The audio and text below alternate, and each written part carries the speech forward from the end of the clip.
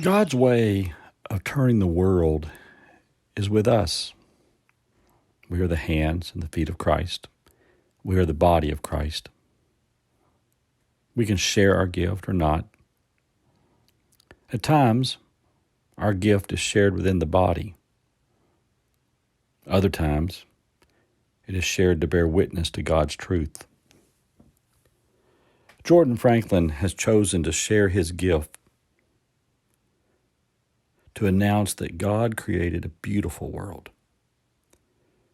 Rejecting the temptation to use chemicals to strengthen grass but only weaken the earth, Jordan has chose to let beauty and nature abound. Don't try to control it. Release it. Set it free.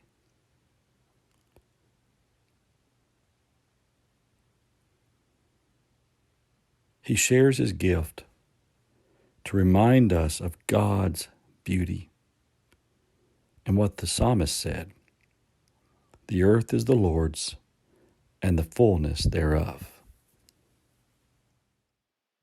When I started in horticulture, I was all about making the landscape beautiful. I loved studying the design elements of plants and watching plants grow and change over time.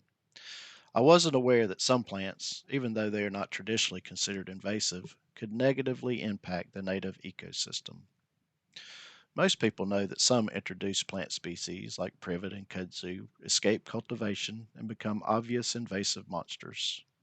Other non natives, like camellia, gardenia, and daffodils, are beloved and well behaved landscape staples. But unfortunately, caterpillars, which are essential food for birds and native pollinating insects, cannot feed on many introduced species. And for these animals, finding food becomes a problem when non native plants are all that are available. As I've matured in my horticulture career, I've become passionate about native plants, soil health, and sustainable landscaping. I heard a talk about the lost grasslands of the Southeast given by Dwayne Estes of the Southeastern Grasslands Initiative a few years ago. Dwayne is known as the prairie preacher in native plant circles. His talk inspired me to plant a micro prairie in the large landscape beds in front of my home, beds once filled with non native shrubs. Many people don't realize grasslands were the predominant landscape in America before European settlers arrived. Grasslands covered millions of acres of the Southeast, and it is estimated that only 10% of those vast grasslands remain. Tree and shrub growth was kept to a minimum by herds of grazing bison and elk. Additionally, fires started by lightning and Native Americans maintaining open hunting grounds allowed native forbs and grasses to thrive.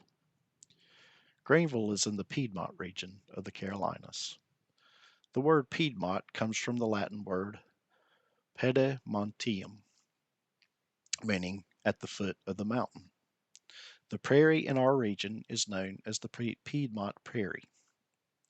Plants indigenous to the Piedmont Prairie include perennials, also known as forbs.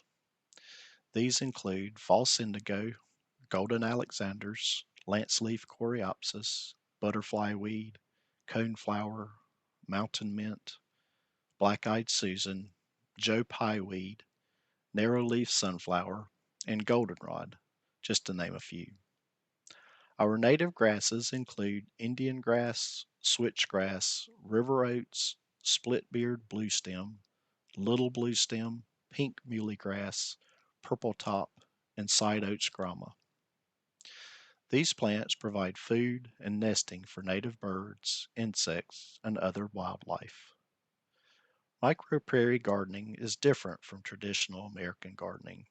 Our conventional landscapes consist of vast expanses of manicured lawns and rows of neatly sheared shrubs. Gas powered equipment, fertilizer, and chemicals are required to keep non native species alive and in their place. Prairie gardening requires a hands off approach. We must let go and allow the wild to take over with minimal input from us. My micro prairie is a small slice of heaven on God's earth and the fullness therein, where I enjoy the bees buzzing, the butterflies floating, and the birds singing their songs on our tiny planet in the vast universe.